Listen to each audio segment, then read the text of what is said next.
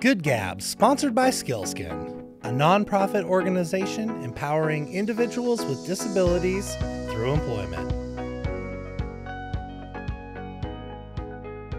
Well, welcome to Good Gab. This is Steve McBride, and we're here talking to good people doing good things. Today, we have a very special guest, Jene with me. Hi, Jene. Hi, Steve. How are you? I am great. It's a good morning. We're here in the Spokane Public Library. I think we have some audience today. Yeah. Yeah. So, yeah, we're happy you're here. And Jene, you know, the audience is really interested, like, who are you? What are you doing? Who am I? Who am I? Well, it's a great story because it is a windy path, and I think that validates everyone's path and everyone's journey. I started out hearing that I needed to go to college and get a 4-year degree with no guidance other than that. So I got a degree in French because it's fun. Awesome. And then I graduated and realized that really isn't an employable skill in Washington State. So I ended up going back and getting a master's in teaching. So for 20 years, I was a classroom teacher. Started in high school, ended in kindergarten, kind of the downward, backward slide. Yes. And at the end of that, I really became frustrated with systems of support, or holes in systems of support for both the staff and the students. And so I went to the district level to try to work on those systems. And that journey led me to Olympia. And I started my own business, a lobbying firm, and had a lot of clients in workforce development and education, ports, other things. Okay. And so just got an experience and an immersion in workforce and education in Washington and how we might be able to better that for all of our citizens. And so that work led me back to the Pierce County, Tacoma area. I was at the University of Washington, Tacoma, and oversaw a research, education research project. And we were in the community, and we had coaching in the community, whole child, looking at all types of needs, social, emotional needs, as well as academic. And so at that time, we were in the schools. We were in the out-of-school time space, after school and summer programming. We were just starting to get into parks and the bus system. And on the 10-year plan, it was actually going to be impacting the home and getting in the home and supporting that family in the home. And so I decided to take a chance and move to Spokane, get married to someone I'd known for quite a while, and do that whole work-life balance thing. Yeah, how'd that work out for you? Well, it caused 62 chain coffee dates is what it caused. All right. Because I suddenly didn't have Olympia and I didn't have that network. I had a lot of experiences, but it wasn't necessarily clear where my best fit was in Spokane. So I literally had 62 coffee dates, a chain reaction, and it was who should I talk to next? And it actually resulted in meeting Letitia Hill from Avista, who said I needed to talk to the current school board, Spokane School Board chair, and I met with him, and he said, "Do you know Amber Waldruff?" I said, "No." And he said, "Well, you need to have coffee with her." So, 5 months later, and very caffeinated, I arrived at I really feel like forever home, the Zone and the Northeast Community Center. And it's just been wonderful work. So the key, I think, for Amber's brave, bold vision was that we're going to start in the home. Right. And I was, wow. I mean, we have an entire community and collective impact where I came from that thought that might be able to be managed at year 10. And you're saying we're going to do it at year 1. I want to be there. Yeah. I want to be a part of that. That holistic approach that you're talking about. Why not? And why not here? Well, it's pretty scary, though, to think how do you have the right to go into someone's home and support them in their most vulnerable places and where they need it most. I mean, you know, you might pause before you can understand how to do that. And so that's another story. You want to see how we've pulled that off? I'm all ears. All right. I think our listeners would love to hear what's going on. Because I'm sure that they don't want us marching in their front door and, pointing out things that they could do to improve their household. That's a really vulnerable moment, right? Yeah, and that's not what we're trying to do at all. It's just that that's how it could land if you first hear it, and that's how it landed on me. So we started out in January of 2019 listening to residents. I did 62 family interviews, individual interviews, and a whole bunch of focus groups for different groups and populations in Northeast Spokane in multiple languages with interpretation and translation, in housing complexes and early learning centers, at schools all over, and just said, what do you need to thrive? What does it mean for your family to thrive? What does it mean for your family to be connected to your school and your community? What would you need so that your stress in your household was decreased? And so through these conversations, priorities that are community priorities, neighborhood by neighborhood, surfaced. And then we know where we are welcome partners to walk side by side with families and support their goals. So it started with the family and their goals. And so a couple of the things that surfaced really in the very beginning was access to healthy foods. In Northeast Spokane, we're housed in the community center there, Northeast Community Center. We serve roughly, if you're thinking about it, division east to the valley. Okay, yeah. And I-90 north to Meade. Yeah, so I'm thinking we have a Safeway. Yeah. Yep. And a lot of fast food. Yeah. And transportation is an issue, access to transportation. I know that STA is adding additional routes, which is great, because otherwise you have to go downtown to get another bus. That east-west connection really wasn't complete, so we're very excited about those new routes coming online. But that's just a barrier, and so you're going to do what's convenient. Of course. And so some of the work that we've done in healthy foods is community garden work. We have a community garden. We moved the farmers market to the community center, so it's right there. Right, and centrally located. Yeah, our Hilliard seniors can just wheel on out and they're right there on the lawn and they can get what they need. Or if you're coming from Head Start, or you're coming from a doctor's appointment or dentist appointment or SNAP or WIC appointment, anything that happens at that community center is just right there on Mondays. Or picking your kids up from school, because we have several schools right across the street. We have Shaw Middle School, On Track Academy, Regal Elementary, New Tech Skill Center, Bemis is a block down. So lots of things happening. Well, yeah, what a gift to the community. That makes sense. What else is the community center doing? Oh, well. It sounds like you have your hands in a little bit of everything. Yes, we do. And one of the other priorities that surfaced through this work, and the zone was an original application, a federal application, to try to get a special designation from HUD, the Housing Authority, and we didn't get awarded the Promise Zone. However, that strategic work, our community said, let's do it anyway. Really? We made the plan. We sat down for a year. The school district helped. The city helped. I mean, there were partners from all over. Let's just do it.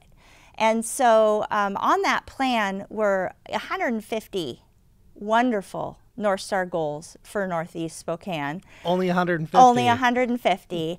And so Amber and myself, two part-time employees, housed at the community center, we thought, let's go out to the residents and see where they want to start. And so that's part of what we did. We're listening. Yeah. The second priority that really surfaced, even pre-pandemic, was access to mental health and behavioral health. So it Big takes issue. Yeah, it takes about 6 months if you are a Shaw Middle School student, for example, from an intake to a first appointment. if you are in Northeast Spokane. And It's a long time. If you're struggling with mental health issues or depression or anxiety, that length of time has dramatic impacts on your social sense of connectedness, on your academic outcomes, on how you fit with your family, and can have lasting effects. And so we have started a campus planning project and had so many wonderful partners across the community. One of the great outcomes was actually affects this library right here, because the library, the Hilliard Library, was moving across the street and getting a brand new beautiful building, which means that that library was vacant. And so through a lot of board conversations and community collaborations, we ended up getting that building transferred to the city so that the community center can oversee it and run it as a behavioral health clinic. Wow. Yeah. To build that campus up. Yes, yes. And in exchange, the library got the land right underneath this library right here downtown, which, what else are you going to do with the land? There's a beautiful library sitting right here. So that seemed like an awesome compromise and a way to increase behavioral health. So now we're partnering with MultiCare, and they're going to come in, and when it's fully operational, there'll be 35,000 to 40,000 units of service per year.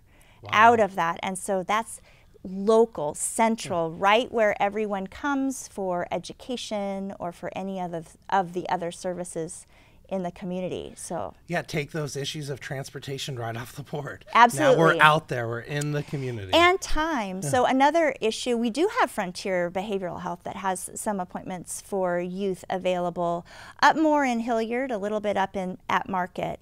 And it's really hard after school for families, working families, to get their kids to those appointments on a regular basis. And so now, because we are one campus and we've calmed Cook Street, everybody come on up and take a look. Kids can literally cross the street with a hall pass. Fourth period. Safely. Come on over safely, have an appointment, and be back by fifth period. And so it doesn't impact the family. It makes sure that there's that continuation of care for our youth in Northeast. So many partners have come together and funded. We've got a big list of thanks for that. I can imagine so. Mm-hmm. How are you going to get that project to the finish line? What can, some of our listeners do to help you? Well, there is a little bit of a funding gap. We had completely funded it through the Department of Commerce and the county and the MultiCare Foundation and the Northeast Community Center and the City of Spokane. And I mean, it just looked like we had it. And then, as people know, especially in construction and housing, we're feeling those construction costs as well. Remodeling, new construction, supplies, our HVAC system, if you want to get nerdy, it's going to take 18 months for those units to arrive. It's just that kind of delay has caused a gap to emerge in funding. So we really are looking for some more private funding partners to match the public dollars that have already come forward. And just contact us at the community center, Jene, and you can be a proud partner with lasting impact in Northeast. Well, you've heard it here, folks. Yeah, if you want to be a part of, mental health and really bringing things into the community in the Northeast, get a hold of Jene. Absolutely. Well, and it's there's also telehealth that started because of COVID, and so MultiCare is really focused on offering telehealth to our rural communities as well. And so if you can't come to a core, this will be another opportunity with a couple offices that are dedicated to telehealth to reach those people who have transportation or health issues in getting out of their homes, or who are just in outreach rural areas without those facilities close by. What an incredible project to support. I know about, construction costs, whatnot. We just had one of our main HVAC units at our organization, Skillskin, just blow up. And the folks started coming in like, yeah, we can get a new one. 12 to 14 months. my mind was blown. And that's just the way it is. And the cost that we would have seen 3 years ago, doubled. Right. Yeah. So let's talk about affordability. What's happening in the northeast part of Spokane in housing? We don't have any, is really what's happening. And that is an issue in that resident listening cycle that's continued. Housing has really mounted as a primary focus. Across the street at Shaw Middle School, a third of the students, 35% of that school population turns over every year because of insecure housing. So if you're a teacher in September, you're looking at your class, a third of your class, so say 10 out of 30 students, won't be there at the end of the year because they've lost their housing. And somewhere in the middle of that year, you're going to pick up one by one another 10 students who weren't there for the framing, the sense of belonging, the curriculum that you've been building on all year. And so that's just an example. We have, actually at Shaw, they say about half of their kids are unstably housed. So it may not be the literal definition of homelessness from that federal definition, but it definitely means either kids are separated into different homes where there's a bedroom for them, or they're doubled up, and so that really impacts sleep issues and other kinds of issues, or they're staying with relatives or kind of shifting around as they're looking for something, which distances them from their school. And it's not just the kids getting to the school, it's are the families able to engage in those education nights or the conferences or the back to school things? Do they feel like they're a part of what's happening and have voice in that education, or is it kind of distanced? So that's one example of housing. Another is in the next 6 months, we have 6,000 homes that will be foreclosed on if there's no intervention in Northeast Spokane. That seems like a big number. It's a huge number. Okay. Yeah. And so, or they'll lose their housing from rental units or other. That's that conglomerate number of housing instability. And so we've always had vouchers. Traditionally, we have a few vouchers and we pass them out. We could process more vouchers, but it wouldn't be successful because there's no place to place those people. So right now, unfortunately, the families that we get vouchers for, they are actually sent to other communities and neighborhoods and areas of Spokane and Spokane County because we don't have those units available in Northeast. So we're taking Northeast families and we're displacing them. And that means that they're changing the schools, maybe even school districts. And they're definitely losing that social connectivity that really is one of the indicators of thriving families and neighborhoods. You have that support network. You can reach out to your neighbor if you need something or need someone to watch over something. You don't have that when you're starting at ground zero. Right, yeah, it takes time to build that trust.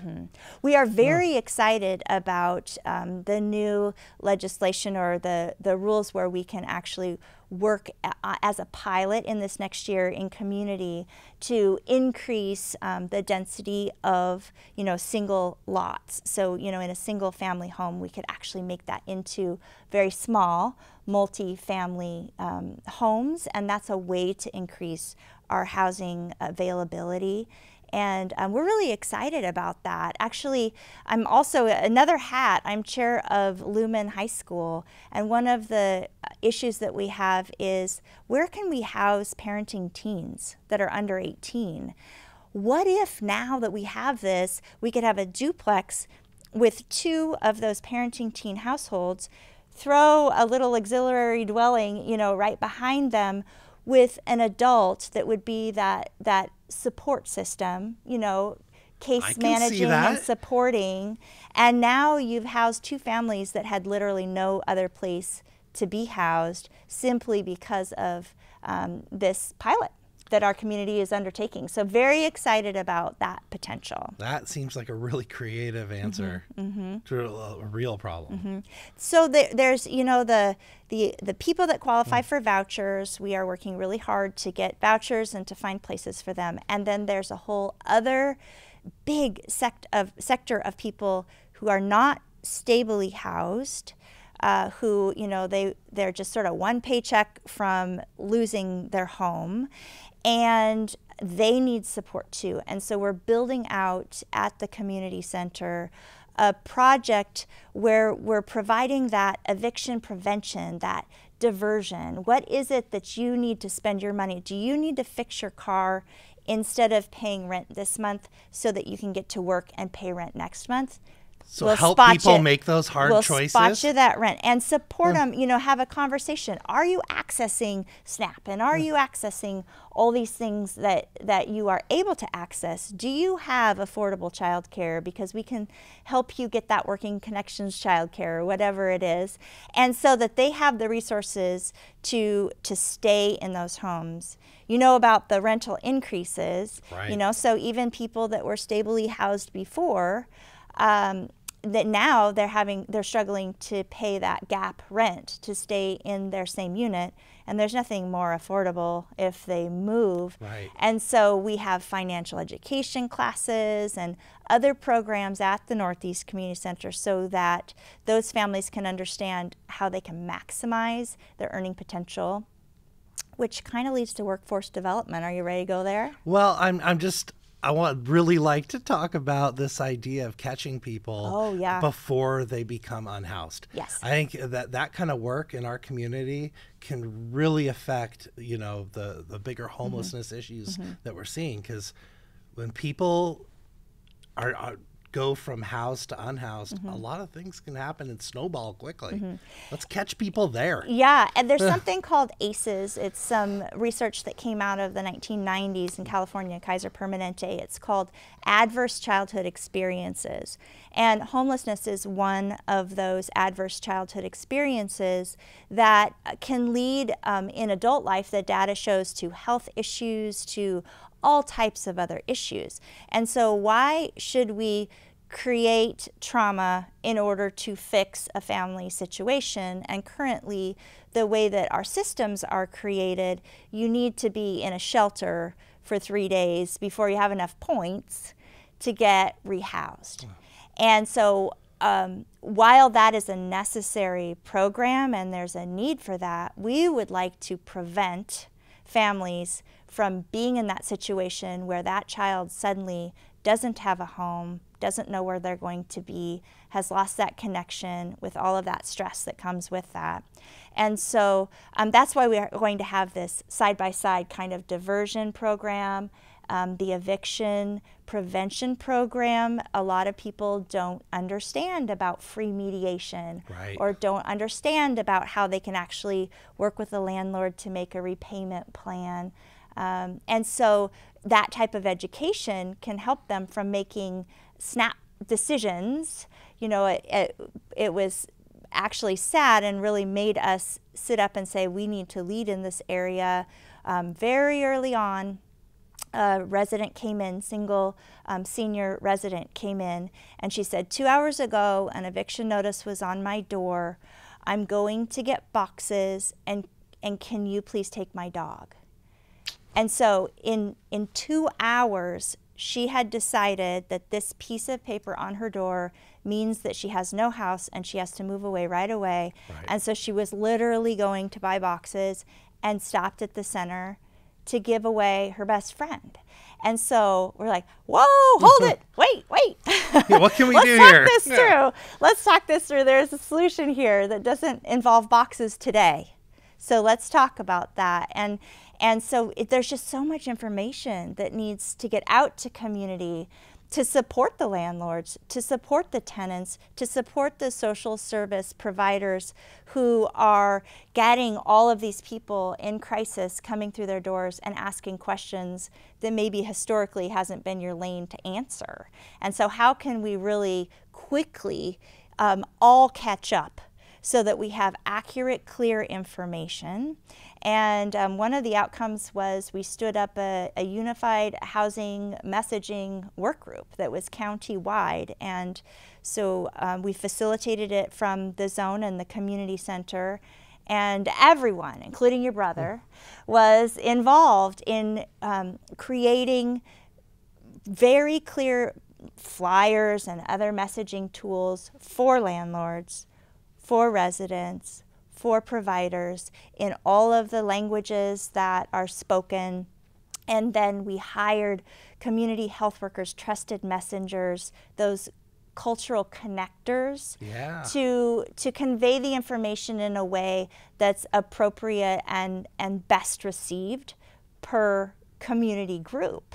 And so that might be a Facebook group for Marshallese speaking people, or it might be someone who speaks Arabic going to a housing complex where there's a lot of Arabic speakers and just going door to door and having a conversation, but just reaching out to community so that they know, what their next steps should be and how to stay housed. Well, I love it. Thank you for doing that work. This community is grateful for that. Well, tell us more about workforce development. Okay. I'm excited. It's all connected. It's all connected. So, the vision of the zone and the community center is supporting households to self-sufficiency. And really, it's beyond that minimum. It's so that you thrive. And that means that we have to look at not just the student and their grades and have a talk with them at school and say, you need to show up on time. Right. It means we need to dig down and see, what are the barriers to showing up on time and how can we support the whole family. And as we started to have these conversations with families around goal setting, because everyone wants their child to succeed, everyone wants less stress, everyone wants to make sure that they are able to give their family everything that family needs. So if you sit down from that really positive framework, what are these barriers? What can we work through?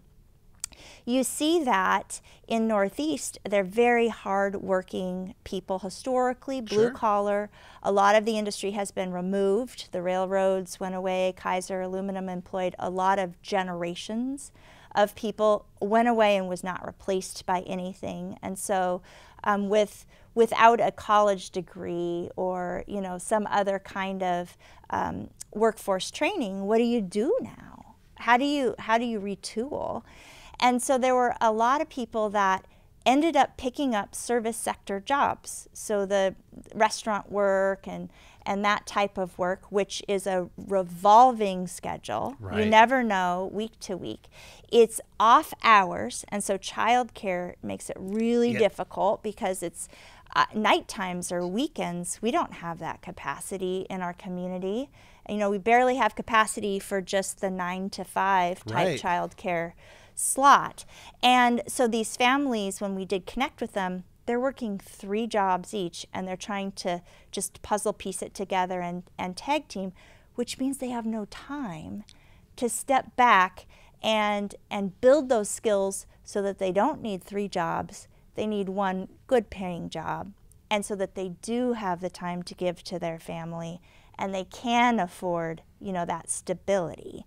And so we started interviewing employers around the Northeast. When people apply for your jobs, what are the skills that are lacking? You're getting so many applications and you're saying that you can't find someone to hire. So obviously there's a mismatch. Let's find the gap. What are those skills? And we started interviewing residents about, what their dreams are, what their gaps are, what their experiences are. And we actually built a program with GSI helped, Greater Spokane Incorporated, the Workforce Council helped. There's a lot of people that provided, Gonzaga University has provided a lot of support as well. But it's a 6-week program every single day, 4 hours a day, so it's quite a commitment. But at the end of that, you have that packaged skill set that is applicable to any sector position, and you've had the time to really discover what your passions are, what that career pathway could look like, how much schooling you would need if so, what scholarships or childcare would look like, what local employers would directly employ you and train you as you go, how long that would be until you reach that income, and just sort of bust it open. Yeah.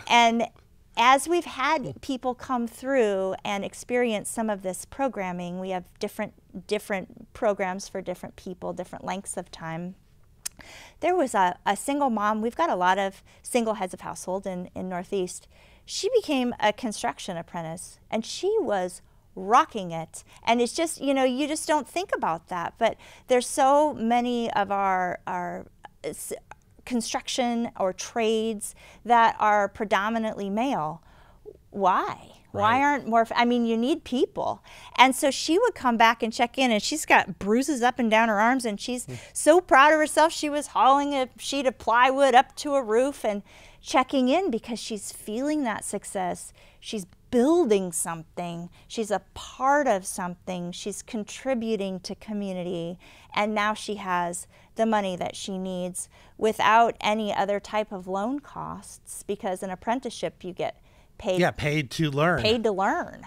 Yes. And so I was just like, that is such a success. So in that gap funding, we did need to figure out how to fix her car so you can get to all of the jobs. And we did need to figure out some child care, you know, if she had to leave for work really early because there was a job somewhere else.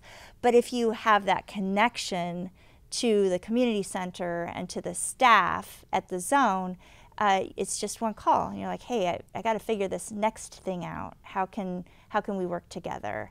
And we can come beside and figure it out. And we figure it out, and we're not just dumping. You know, once you exit that program, that workforce program, we're beside you. So right now we're working with WorkSource and placing internships that follow this program so that you have that experience of success and you know that you do fit in a workplace. So we're placing a couple at Gonzaga University. Can you imagine? And they treat you right. I mean, I'm now working at a university. One of our graduates from this fall, she showed up the first day. Gonzaga had printed business cards for her. She had an actual, I don't even have an office. Right. I have a cubby. She had an office. Her name was on the door.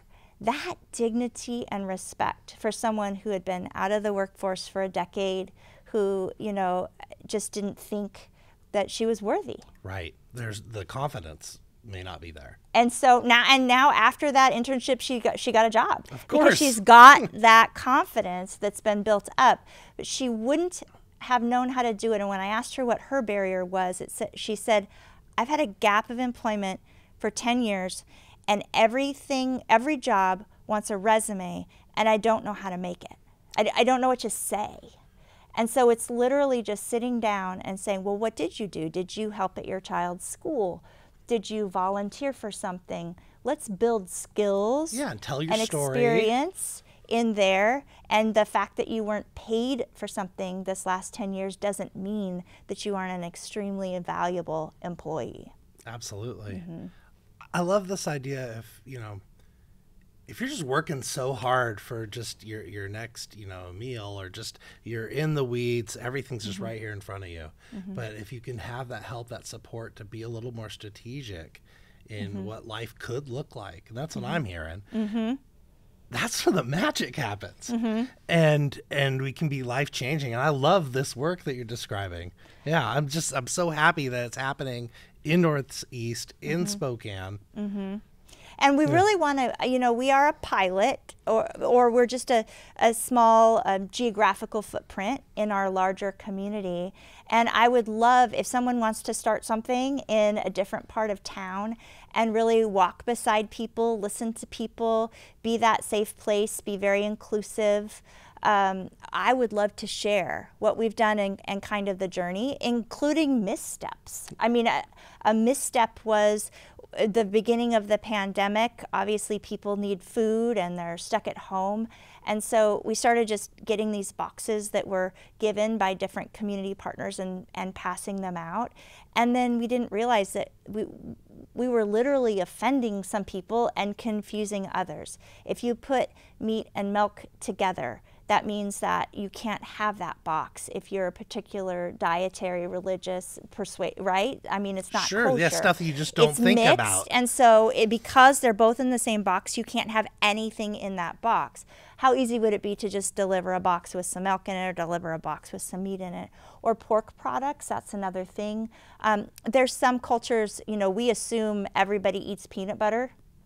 Not everybody eats peanut butter. Well, I learned something new today. Yeah, you know, I mean, and then if that's the only thing that arrives to you, and you don't know what to do with it, and it's not a part of who you are as a family, and yet you've got to figure out how to eat it because it was the very beginning and there just wasn't very many food resources. It's a burden, not help, right? We got to, what do you cook with peanut butter? And, you know, it's like, oh yeah, we need to step back and really listen. And so we went to all of our different cultural communities. We have a lot of Pacific Islander, Marshallese and other Pacific Islanders. We have Arabic speaking, which is not a culture, it's a language. So, you know, you can be Muslim and Christian, you can come from Africa, you can come from the Middle East, you're all speaking Arabic. So there's different norms within that. Our Slavic community, we have a large Russian-speaking community. Obviously, our Latinx population, which also comes from different continents and countries. But what is it that you're missing? What do you need? And it might be cooking oil and flour instead of like bread, because that's, you know, they're used to making their own. Yeah, they make it. Right. And it's the same cost to get those things. Or what vegetables are you missing? And I think that connection to community, because we did listen and they saw that we adjusted. We're just like, oh, woo, okay, here we go. This is better. Right. Meant that we built trust and we have built relationship. And if there are other needs, then they're willing to reach out to us, and they understand that there's no judgment. It's about how can we support you best. You know best. It's your family, and we're here. So what are your goals? And let's figure out how to get there. Incredible. Yeah. Trust, relationship equals community. I continue to hear this theme of listening, and I think that's an incredible community builder. And all the stories you've told us today just continue to support that. Like, you can think you might want to change, right? In the work we're going to do, we want to change the world. Well, you better figure out who you're helping, right? And listen to them. So really it's about not doing to, but walking alongside and doing with. And so to have someone just from the community center come in and sit down and say, hey, tell us what you need. I need some clothes. Great. What else do you need? Well, I mean, this person wants to do some kind of boxing or wants to be in a sport, but we don't have money for that equipment. Okay, we can handle that. What else do you need? This one, she's just sort of withdrawn and doesn't really have any connection. Okay, well, what does she like? Let's get her in an after-school program. And so it's that trust that's built with no expectation in return, that you start with the little wins and then you get bigger and bigger and bigger. And that's why people will go to a 2-night family budgeting class to learn about how they can save money for their family and have more to spend. And then they'll be like, okay, no, I liked that. Oh, I'm going to sign up for something else. Yep. And then, you know, they end up in that 6-week daily program. They end up following through with a paid internship.